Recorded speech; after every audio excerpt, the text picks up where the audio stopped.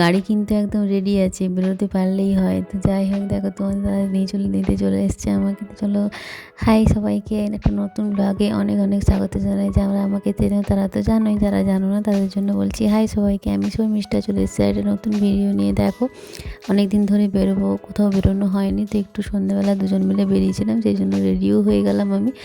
তোমাকে দেখে জানিও যে কেমন লাগছে আমাকে। তো যাই হোক, আমি আমার ডেলি লাইফ টুকটাক ভিডিও এখানে পোস্ট করে থাকি আমার প্রোফাইলে। তোমাদের যদি ভালো লাগে অবশ্যই পাশে থেকো।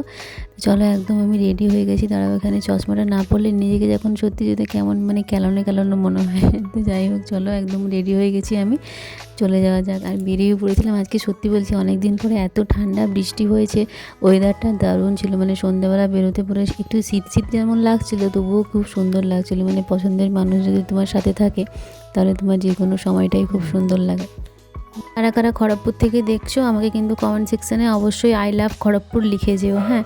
আর যদি আমার এই টুকিটাকি ব্লগ ভিডিওগুলো ভালো লেগে থাকে অবশ্যই পাশে থেকো। তো দেখো, সেদিন সন্ধ্যাবেলা একটু বেরিয়েছিলাম আমাদের টুকিটাকি একটু কিছু, আমার যেমন একটা ফেস ওয়াশ শেষ হয়ে গেছিলো, মানে কিছুদিন ধরে অর্ডার দেওয়া হয়নি, তো তাই ভাবলাম যে গিয়ে একটু কিছু নিয়ে আসি। আর দেখো, যাওয়ার সময় আমাদের সবসময় এরকম গাড়ির তেল শেষ হয়ে যায়।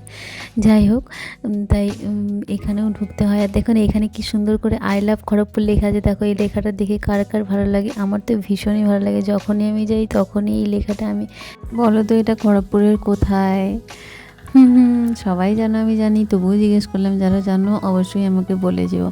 আর আমার এই জায়গাটা এত ভালো লাগে, ওপর দিয়ে রাস্তা, নিচ দিয়ে ট্রেন। সত্যি বলতে যেন মনে হয় মানে সেই মানে দেখতেই থাকি রাস্তাগুলো, ট্রেন চলে যাচ্ছিলো আর আমি ভিডিওগুলো নিয়ে নিচ্ছিলাম। আর কেমন আছো তোমরা সবাই? আমি তো বেশ ভালো আছি। আর দেখো, একদম খড়গপুর স্টেশনের কাছে চলে এসেছি। স্টেশনের জন্য আগের থেকে অনেক ভালো করে দিয়েছে, আরও মানে অনেক সুন্দর করে দিয়েছে। মানে মনেই হবে না তোমার এখন খড়গপুরটাকে আরও অনেক মানে আমার তো বেশি ভালো লাগে। মানে নিজের জায়গা তো আমার তো খুবই ভালো লাগে। তোমাদের কার কার ভালো লাগে আমাকে কিন্তু জানিও। আর দেখো, এখানে আমরা একটু দাঁড়াবো মানে। আর দেখো, এখানে সাইডেও কিছু না কিছু কাজ চলছে, কি জানি কি হবে জানি না আমি। তোমরা যদি জেনে থাকো আমাকে কমেন্ট সেকশনে অবশ্যই জানিও। আর দেখো, এখানে আমি দাঁড়িয়ে গেছিলাম। আর এই এত বড়, দাঁড়াও একটা জিনিস দেখাই তোমাদেরকে, এত বড় একটা ব্যাগ নিয়ে বেরিয়েছি, জানি না কি কি কিনতে পারবো না কিনতে পারবো। তো দাঁড়িয়ে গেছিলাম। আর এখানে দেখো, এই যে বললাম না কাজ চলছিল, দেখো এই কাজ হচ্ছে। তো আমি বসেছিলাম মানে দাঁড়িয়েছিলাম, আর তোমাদের দাদা গেছে এটিএমে টাকা তুলতে। তারপরে গেছিলাম একটু এইখানে, এত ভিড় দেখে বাড়ি চলে এসেছি। সিরিয়াসলি মানে এখানে যদি আজকে ট্রিটমেন্ট নিতে হয় তাহলে সারা রাত বসে থাকতে হবে।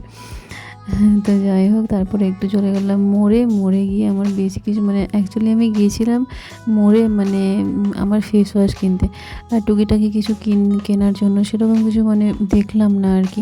তাই একটু গ্রসারি মানে নিত্যদিনের কিছু কিছু জিনিস কিনে, আর শুধু আমি মানে আমার সত্যি বলছি মোড়ে গেলে বেশিরভাগ মানে খাওয়ার জিনিসেরই কথা, মানে চকলেট বিস্কিট এগুলোই মানে কিনতে ইচ্ছে করে। এই দেখো, এই ফেস ওয়াশটা কিনেছি। তারপরে আসার সময় আমরা তো ভুক্কার জন্য আমাদের তো কিছু না কিছু একটু খেতে হবে, নাহলে বাড়ির জন্য নিয়ে আসতে হবে। তো তার জন্যই হোটেলেও চলে গেছিলাম, দেখছিলাম। আর এখানে দেখো, খাবার অর্ডার দিয়ে আমি দাঁড়িয়েছি, উনি এখানে শুয়ে আছেন। এই শীতের মধ্যে, রাতের মধ্যে, সত্যি বলছি এদের কত কষ্ট বলো।